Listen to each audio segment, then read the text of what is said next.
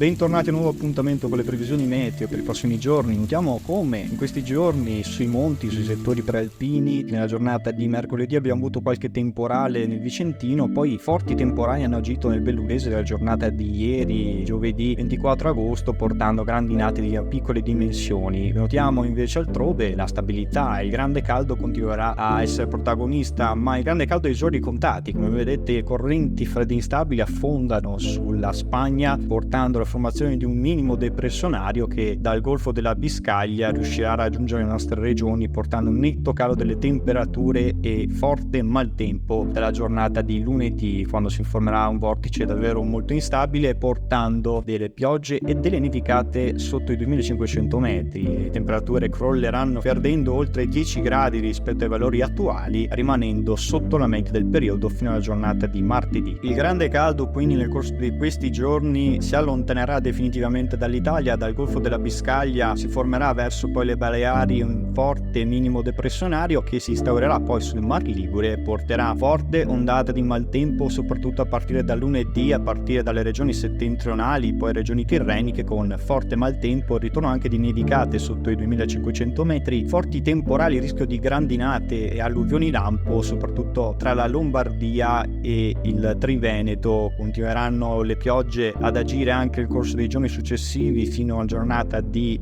martedì, poi mercoledì come vedete il minimo tenderà a dissolversi e assisteremo invece a una rimonta anticiclonica di origine subtropicale che riuscirà molto probabilmente dal primo giorno di settembre a portare delle temperature nuovamente sopra la media, seppur in modo leggero, mantenendosi tra i 28 e i 30 gradi, tuttavia tendenza da confermare. Se notiamo l'anomalia termica, ecco come il grande caldo si allontanerà verso ovest, da sud-ovest invece si avvicineranno le correnti molto più fredde di matrice nord-atlantica che riusciranno a portare temperature sotto la media soprattutto sulle regioni tirreniche e sulle Alpi, dove tornerà la neve. Fino a martedì temperature sotto la media caleranno di oltre 10 gradi, portandosi le massime tra i 24 e i 27 gradi in pianura sulle regioni settentrionali, mentre a partire da mercoledì assisteremo a una leggera ripresa termica con temperature nuovamente in media col periodo. Per quanto riguarda l'accumulo delle precipitazioni sarà davvero molto incerta questa tendenza, come notiamo già dalla giornata di sabato sera e domenica. Notevoli accumuli a causa di forti temporali grandinigeni e anche con possibili alluvioni si formeranno sulla media alta Lombardia e Piemonte, dove il rischio di grandinate sarà davvero eccezionale. Poi lunedì vedete, quando si avvicinerà il vortice sul Mar Ligure e sul nord Italia, fortissime piogge si concentreranno anche sul Triveneto e su gran parte della Val Padana. L'Emilia Romagna sembrerebbe schivata dalle forti piogge, mentre gran parte invece delle regioni settentrionali risentiranno di fortissime piogge, come anche soprattutto le Alpi, dove tornerà a farsi vedere la neve finalmente. Vi consigliamo di non perdere i prossimi appuntamenti meteo iscrivendovi al canale. Grazie per la visione.